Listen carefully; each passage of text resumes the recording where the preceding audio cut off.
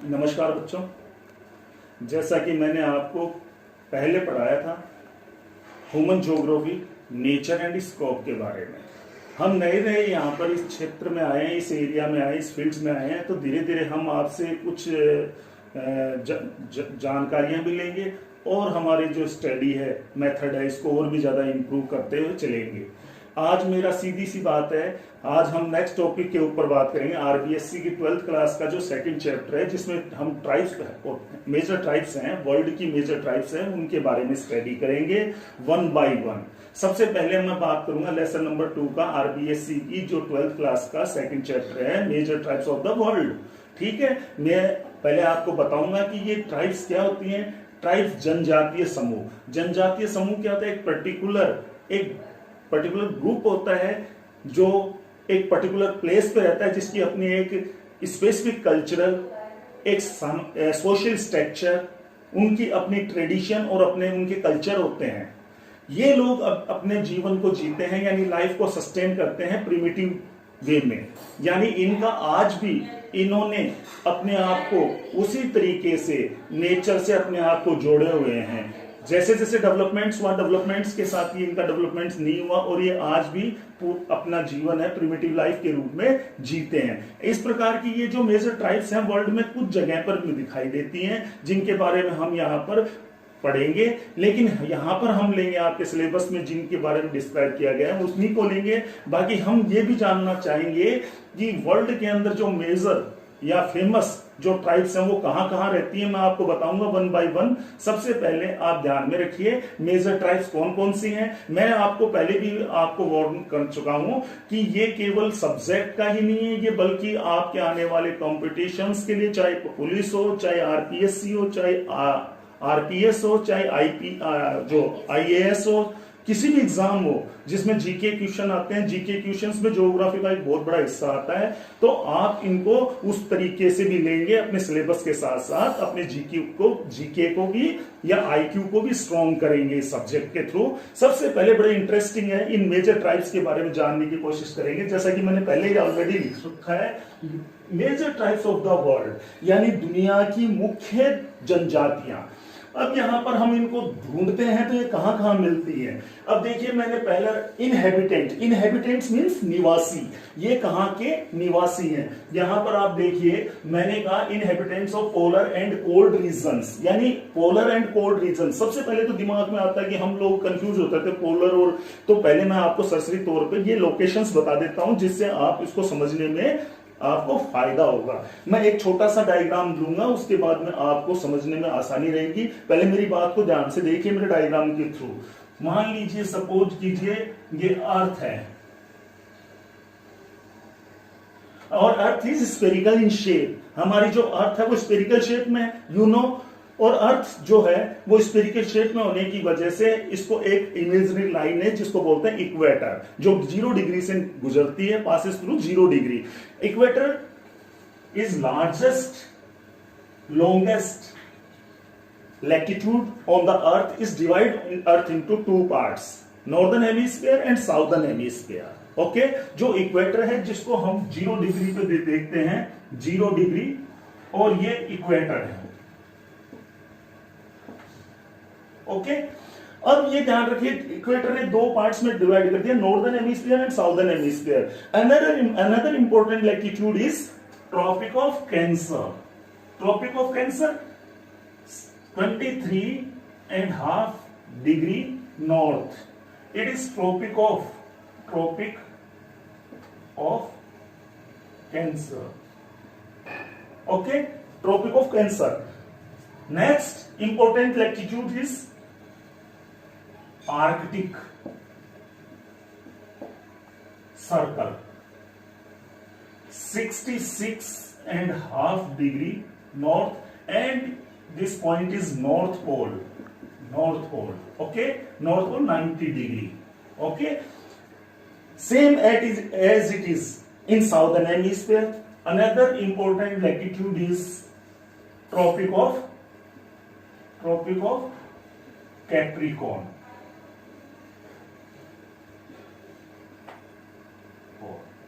And another important 23.5 degree south and 66.5 degree south.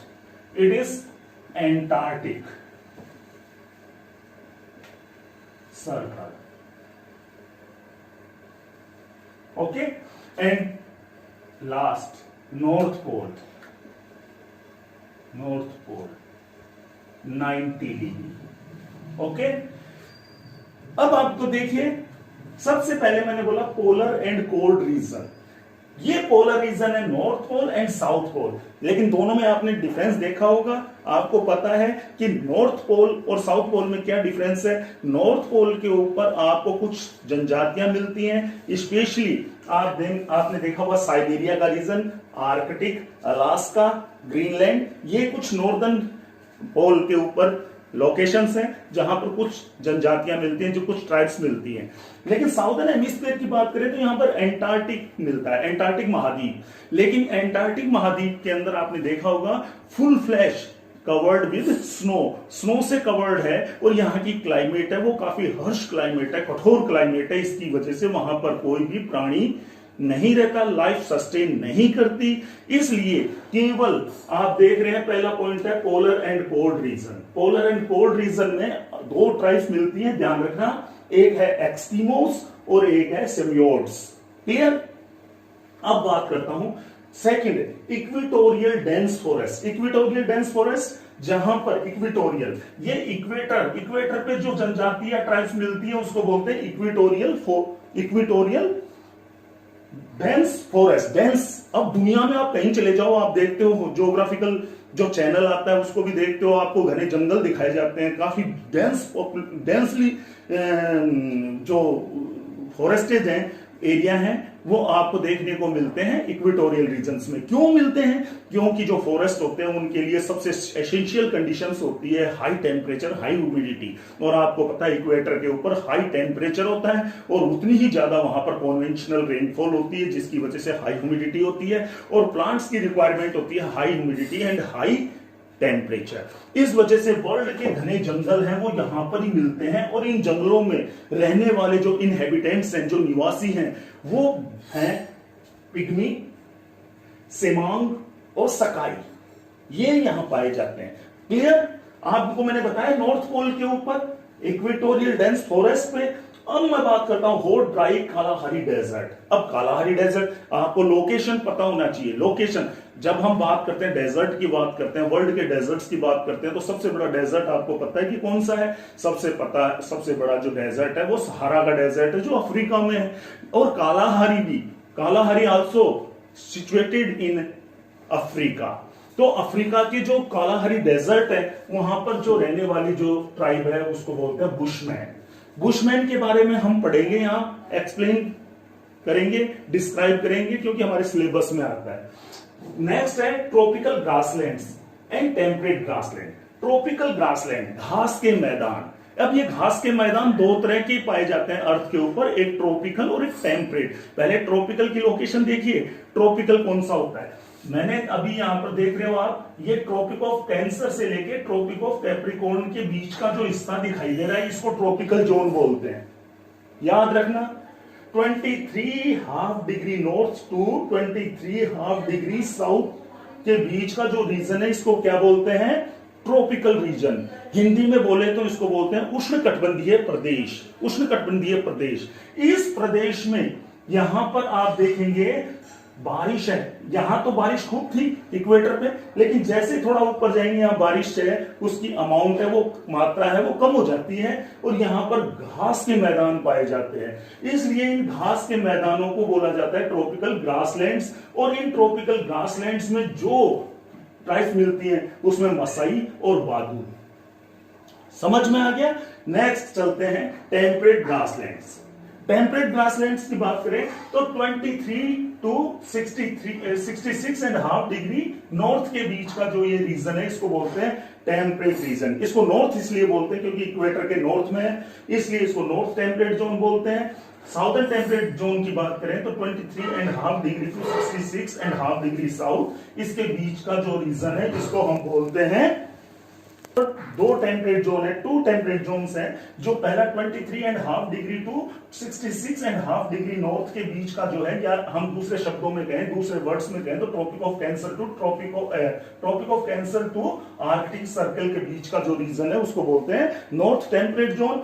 और 23.5 degree south to 66.5 degree south के बीच का, या यूं कहूं कि Tropic of Capricorn to Antarctic Circle, इसके बीच का जो रीजन है उसको बोलते हैं साउथ टेम्परेट जोन।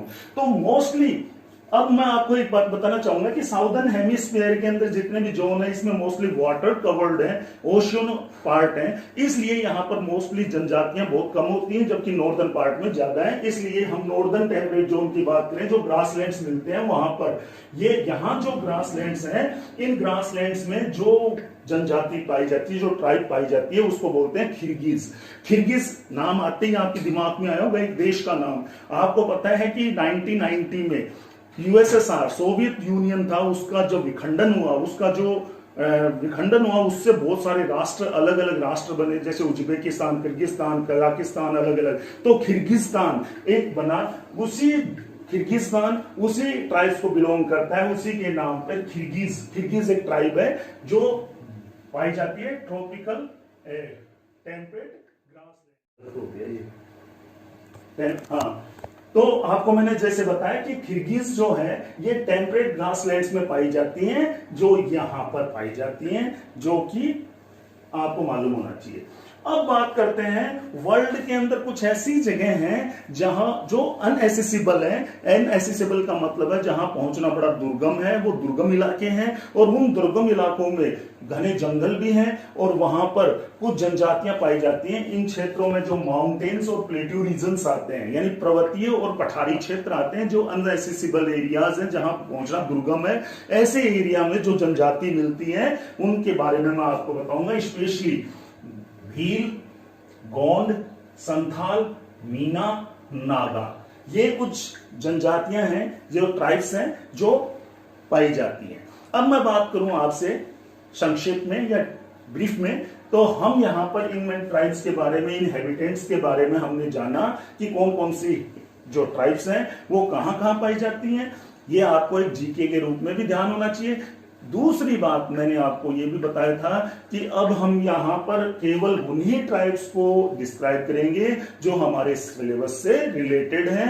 बाकी जितनी भी ट्राइब्स और अनदर ट्राइब्स के बारे में अगर आपको जानना है तो हमारे जो चैनल है इसको सब्सक्राइब करें। हम आने वाले समय में हर एक ट्राइब पर एक ना एक नोट्स डालेंगे, जिस जैसे जैसे आगे बढ़ेंगे। लेकिन हम अभी और प्रेजेंट टाइम में हम केवल उन्हीं ट्राइब्स को एक्सप्लेन करेंगे जो हमारे सिलेबस को बिलोंग करती हैं। यस, जैसे एक्सकीमोस, बुशमैन, भील एंड गोंड, ये 4 ट्राइब्स हमारे सिलेबस में हैं। हम उनको एक्सप्लेन करेंगे। अगले टॉपिक पे आता हूं मैं, और इसमें एक्सकीमोस पर एक्सप्लेन करेंगे। पहली टॉपिक हमारा होगा एक्सकीमोस, जो पहला पार्ट है हमारा एक्सकीमोस का होगा। क्लियर? अच्छा, चलो मैं इसको साफ कर देता हूं।